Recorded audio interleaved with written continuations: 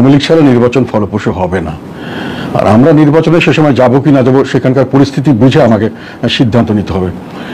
তবে উনি যেটা বলে আওয়ামী লীগকে ছাড়া নির্বাচন গ্রহণযোগ্য হবে না বলে মনে করে সুশাসনের জন্য নাগরিক সুজন। সকালে সুষ্ঠু নির্বাচনে পরিবেশ সৃষ্টি সহ সংস্কার কমিশনের কাছে আমি মনে করি বর্তমানে আওয়ামী লীগ ছাড়া নির্বাচন হবে না। আওয়ামী লীগ আইলে সবচেয়ে ভালো। আওয়ামী লীগ যদি চুরি করে থাকে দেশে উন্নতি করে গেছে, সে আবার উন্নতি করবে ইনশাআল্লাহ সামনে। আর বর্তমান যে ক্ষমতা না। আসসালামু আলাইকুম। শেখ হাসিনা সরকার পালিয়ে যাওয়ার পর বর্তমানে ক্ষমতায় আছেন অন্তর্বর্তী সরকারের প্রধান উপদেষ্টা নোবেলজয়ী ডক্টর মোহাম্মদ ইউনূস। আর এই নোবেলজয়ী ডক্টর মোহাম্মদ ইউনূস ক্ষমতা থাকাকালীন আজকে সারা বাংলাদেশে যেসব ঘটনা ঘটেছে তার মধ্যে থেকে আমি আপনাদেরকে এমন কিছু চাঞ্চল্যকর ভিডিও ফুটেজ দেখাবো যা দেখলে আপনারা সত্যি রীতিমতো অবাক হয়ে যাবেন। তাই বলছি সম্পূর্ণ ভিডিও জুড়ে আমার সাথে থাকবেন, তাহলেই সবকিছু বুঝতে পারেন ইনশাআল্লাহ।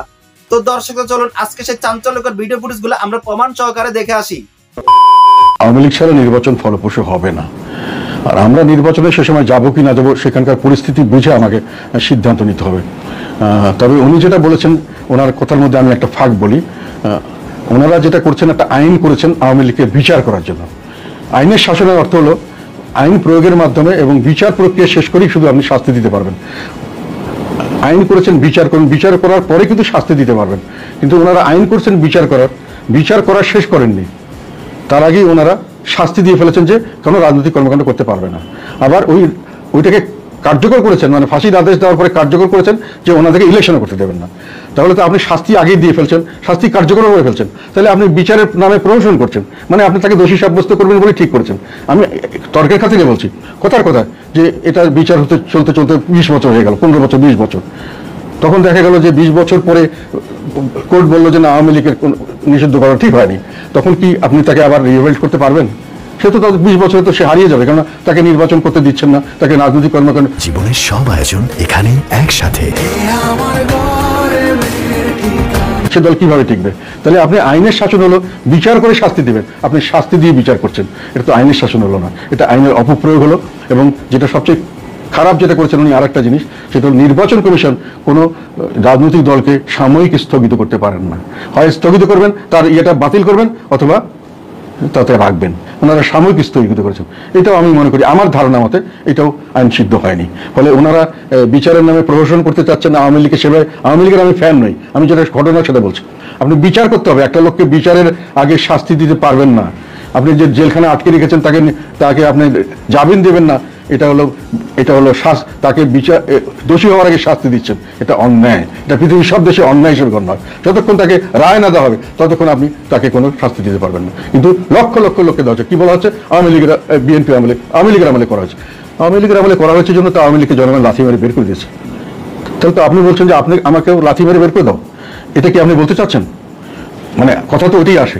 যদি আওয়ামী লীগকে আপনি ফলো করেন, সবকিছু আওয়ামী লীগকে ফলো করা হচ্ছে, বাজেট আওয়ামী লীগকে ফলো করা হচ্ছে, সমস্ত জিনিস। তার যেটা বাজেটকে বলা হয় রাজনৈতিক দর্শন, এবং তার বাস্তবায়নের ডকুমেন্ট হলো একটা সরকারের এটা বাজেট, সেটাও হুবহু আওয়ামী লীগকে ফলো করে করা হচ্ছে। কাজেই আপনি ফেসিস্ট কোন দিকে নন? মিডিয়ার স্বাধীনতা, বিচার বহির্ভূতভাবে মানুষকে শাস্তি দেওয়া, হত্যা গুম করা, বিভিন্নভাবে অত্যাচার করা, মানুষকে বাধ্য করা, নির্বাচন থেকে মানুষকে বের করে দেওয়া, জোর করে নির্বাচনের বাইরে রাখা, দলকে নিষিদ্ধ করা, এগুলো সব ফেসিবাদ, যেটা আওয়ামী লীগ করেছে। তো সম্মানিত দর্শক, আশা করছি আপনারা সবগুলো ভিডিও ফুটেজ মনোযোগ সহকারে দেখেছেন। অন্তর্বর্তী সরকারের প্রধান উপদেষ্টা নোবেলজয়ী ডক্টর মোহাম্মদ ইউনূস ক্ষমতা থাকাকালীন আজকে সারা বাংলাদেশে যেসব চাঞ্চল্য ঘটনা তার মধ্যে কি হচ্ছে তাও বুঝতে পেরেছেন। এই বিষয়ে আপনাদের একটি গুরুত্বপূর্ণ মতামত অবশ্যই কমেন্ট করবেন। চলুন আমরা এই বিষয়ে আরো কয়েকটি ভিডিও ফুটেজ প্রমাণ সহকারে ধারাবাহিকভাবে দেখে আসি। আমি মনে করি বর্তমানে আওয়ামী লীগ ছাড়া নির্বাচন হবে না। আওয়ামী লীগ আইলে সবচেয়ে ভালো। আওয়ামী লীগ যদি চুরি করে থাকে দেশে উন্নতি করে গেছে, সে আবার উন্নতি করবে ইনশাআল্লাহ সামনে। আর বর্তমান যে ক্ষমতা নাই, তো যে অবস্থা, চুরিরা হাজাতি, আমরা ফেসবুকে ইন্টারনেটে আমরা সবাই দেখি। কিন্তু আপনাকে একবারে বলছি যে আওয়ামী লীগ বর্তমান যদি সামনে ক্ষমতা আছে, ওটা দেশটা শান্তি হবে। আওয়ামী লীগ যতই খারাপ থাকুন, শেখ হাসিনা কোনোদিন মানুষের খুন করে, কিন্তু হ্যাঁ চামচা দিল অপরাধ। শেখ হাসিনা নিজে কোনো ক্ষতি করে নাই। আওয়ামী লীগ ছাড়া নির্বাচন হবে না, এক কথায় দিয়েছেন ফাইনাল, পরিষ্কার কথা। অপরাধ কি? হ্যাঁ, টাকা লুটপাট করছে, জনগণের টাকা বিদেশ পাচার করছে, এটা সম্পূর্ণ ভুয়া। চালের দাম বাড়লো কেন? চালের দামটা বাড়লো কেন? 4টা 5টা চালের দাম বাড়লো কেন? অপরাধ তৈরি থাকলে আওয়ামী লীগ পুরো আওয়ামী লীগের বিচার করে দিব, সমস্যা কি? পুরো আওয়ামী লীগের বিচার করে দিব। আওয়ামী লীগ যদি মনে ক্ষতি করে থাকে, এই এত রাস্তাঘাট, খাল পাকনা, কেন বুঝলাম আওয়ামী লীগ চুরি করছে। আওয়ামী লীগকে ছাড়া নির্বাচন গ্রহণযোগ্য হবে না বলে মনে করে সুশাসনের জন্য নাগরিক সুজন। সকালে সুষ্ঠু নির্বাচনে পরিবেশ সৃষ্টি সহ সংস্কার কমিশনের কাছে জন আকাঙ্ক্ষা ভিত্তিক সুপারিশমালা প্রণয়নের দাবিতে বরিশালে সংবাদ সম্মেলন করে Sujan. Double million offer Walton fridge কিনে পেতে পারেন 20 লক্ষ টাকা, রয়েছে কোটি কোটি টাকার নিশ্চিত উপহার। লিখিত বক্তব্য পাঠ করেন সুজনের সমন্বয়ক দিলীপ কুমার সরকার। বলেছেন, একক নেতৃত্বে আওয়ামী লীগ চলতো, নেতৃত্বের দায় দলের উপর চাপানো ঠিক নয়। আওয়ামী লীগকে নির্বাচন থেকে বাদ দিলে ভোটারদের বড় অংশই ভোট কেন্দ্রে যাওয়া থেকে বিরত থাকবে, এতে নির্বাচন গ্রহণযোগ্য হবে না। গত 16 বছরে যারা অনিয়ম, দুর্নীতি আর গুম খুনের সাথে জড়িত তাদের বিচারের আওতায় আনার দাবি জানিয়েছে সুজন।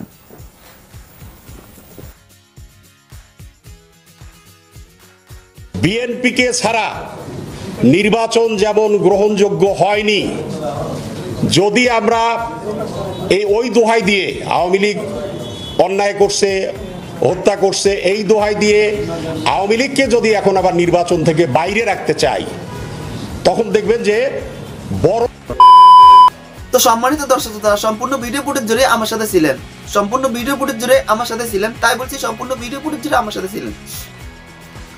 তো সম্মানিত দর্শক, আশা করছি সম্পূর্ণ ভিডিও ফুটেজ জুড়ে মনোযোগ সহকারে আমার সাথে ছিলেন এবং অন্তর্বর্তী সরকারের প্রধান উপদেষ্টা নোবেলজয়ী ডক্টর মোহাম্মদ ইউনূস ক্ষমতা থাকাকালীন আজকে সারা বাংলাদেশে যেসব চাঞ্চল্যের ঘটনা ঘটছে কিছু তাও বুঝতে পেরেছেন।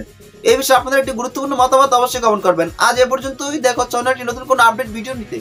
সে পর্যন্ত সবাই ভালো থাকবেন, সুস্থ থাকবেন। আল্লাহ।